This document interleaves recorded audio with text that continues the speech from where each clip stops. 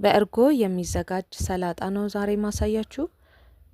እርጎ እንደ ድሬሲንግ ነው የምንጠቀመው።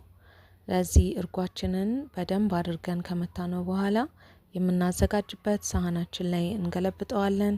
ከዛ ሙስታርድ እንጨምራለን። ሙስታርድ ግማሽ ማንኪያ እንጨምርበታለን።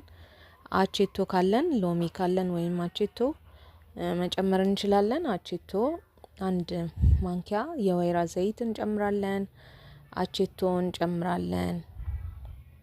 አቼቶ ግማሽ ማንኪያ እንጨምራለን። ከዛ በደንብ አድርገን እናማስለዋለን። ክሬም እስኪሆን ድረስ እንመታዋለን። እርጎው ክሬም የመሆን ነገር አለው። ከዛ የምንፈልገውን የሰላጣ አይነት፣ እኔ ቲማቲም፣ ቃሪያ፣ ሽንኩርት ብቻ ስለነበረኝ እሱን የተጠቀምኩት።